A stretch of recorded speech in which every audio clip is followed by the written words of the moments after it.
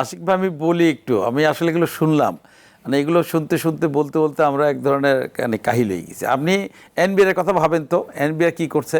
আপনি ওনারা এই শুল্ক কমিয়েছেন, শুল্ক কমিয়েছেন ভোগ্যপণ্যের উপরে, আবার অগ্রিম আয়কর ধরছেন, আগে ছিল 5%, এখন অগ্রিম আয়কর নিয়ে যাবে 10%। এরপরে আপনি দেখেন আপনার এই কোনো জায়গায় আপনি মিলঝিল করা ছাড়া, কোনো জায়গায় মিলঝিল করা ছাড়া আপনি কিছুই অর্জন করতে পারবেন না। আপনারা ট্রেড লাইসেন্স করতে যাবেন মানে এটা মানে গ্রামে, জেলা শহরগুলোতে অথবা ইউনিয়ন পরিষদে, সেখানেও আপনার একটা প্রতিষ্ঠানে 2 লাখ, 2.5 লাখ, 3 লাখ টাকা লাগে। ওভারহেড কস্ট যে কী পরিমাণ বাড়ছে এই গত 2-2.5 বছরে, ইটস মানে বিলিভেবল। এটা ব্যবসা না করলে বোঝা যায় না যে ব্যবসাদের আসলে কষ্টটা কোন জায়গায়। এখন আপনি 1 টাকা, 2 টাকা, 3 টাকা আপনি শুল্ক কমিয়েছেন, এর মধ্য দিয়ে আপনি ভাবছেন যে কেন পণ্যের দাম কমছে না। আরে ভাই, বাকিগুলো দেখবে কি আপনার? এই যে কিছুক্ষণ আগে আমাদের শফিকুজ্জামান সাহেব বললেন গ্যাস পাচ্ছে না, কোথাও গ্যাস দিতে পাচ্ছেন না, জ্বালানি তেলের দাম কত পার্সেন্ট বাড়াইছেন?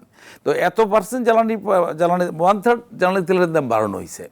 এরপরে আপনি কীভাবে মনে করেন যে আপনি 10 টাকা, 2 টাকা, 1 টাকা ট্যাক্স কমাইলে পরে পণ্যের দামটা কমে যাবে? ওভারহেড কস্ট কি আমার কমেছে? ওভারহেড কস্ট আমার কমে নাই।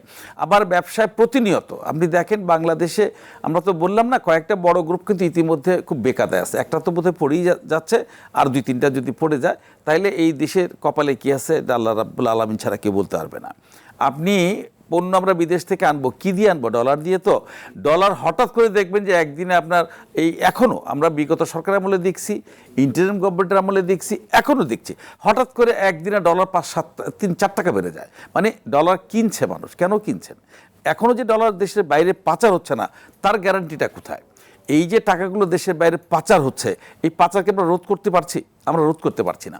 আমরা নতুন করে আবার দেখেন, মাননীয় প্রধানমন্ত্রী এখন নতুন করে শুরু করেছেন যে উনারা এই নগদ টাকা ইনজেক্ট করবেন যারা হতদরিদ্র মানুষ তাদের এখানে।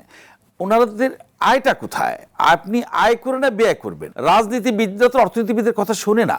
রাজনীতিবিদরা কি ব্যবসায়ীদের কথা শোনে? আপনি রাজনীতিবিদ যারা, তারা কিন্তু ওনাদের মতো করে ওনারা চলেন। আমরা কিন্তু নাথিং নিউ। এই যে সরকার এসছে, একমাত্র এই প্রধানমন্ত্রীর চলাফেরা বা ওনার কথাবার্তা ছাড়া অন্য কারো কথা কি আমাদের কাছে খুব বেশি গ্রহণযোগ্য হচ্ছে? আমরা কি খুব ভালোভাবে নিচ্ছি সেগুলোকে? বা আমরা কি মনে করছি যে অন্য যেসব মন্ত্রী বা অন্য যারা আছেন, হ্যাঁ, ওনারা খুব স্বস্তিমূলক কথা আমাদের বলছেন? তা কিন্তু আমাদের কাছে মনে হচ্ছে না। আমরা নতুন কিছু চেয়েছিলাম, আমরা সেটা পাচ্ছি না।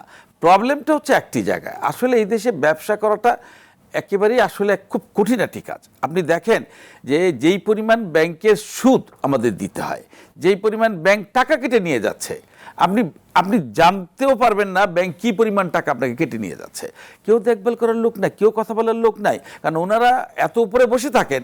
ওনারা কোথায় কোন জায়গায় ম্যানেজ করতে হবে, কাকে ম্যানেজ করে কোথা থেকে টাকাগুলো সাধারণ মানুষের নিয়ে যেতে হবে, এইগুলো ওনারা ভালো বোঝেন। এখন এই প্রবলেমটা হচ্ছে কি, যারা দেশ চালাবেন তাদের মধ্যে যদি সর্বোচ্চ দেশপ্রেম না থাকে, সর্বোচ্চ সততা না থাকে, বিশেষ করে আমাদের মতো দেশগুলোতে, তাহলে কিন্তু আসলে আমরা এক ধরনের বিপদে পড়ব। আমাদের আমলাতন্ত্রের বিষয়ে আপনি খেয়াল করে দেখেন, আমরা আমলাতন্ত্রে নাথিং নিউ, আমরা একই জিনিস দেখছি, কিন্তু আমরা আমলাতন্ত্রের মধ্যে নতুন কিছু আমরা পাচ্ছি না। যে না, আমরা তো একটা বিষয় আসছে যে না, দেশটা সবার আগে, যেটা মাননীয় প্রধানমন্ত্রী বলছেন, দেশ সবার আগে, সেটা তো অন্য কারোর মধ্যে আমরা সেটা আসলে লক্ষ্য করছি না। আমরা একটা সরকারকে বিদায় করেছি, আর একটা নতুন সরকার এসেছিল, ইন্টারিম গভর্নমেন্ট, তারা কি করছেন তো দেখলামই আমরা। তো তাতে করে কিন্তু আমরা স্বস্তির মধ্যে মোটেও নাই এখনও। তো সেই ক্ষেত্রে আমার মনে হয় যে আসলে আমরা কোথায়, এখন কিন্তু আমরা এক ধরনের হতাশার থেকেও বেরিয়ে চলে এসেছি। এখন আল্লাহ আমাদের কপালে যা রাখছে আর কি, আমাদের কাছে খুব নতুন কিছু আমরা মনে করছি না এই মুহূর্তে।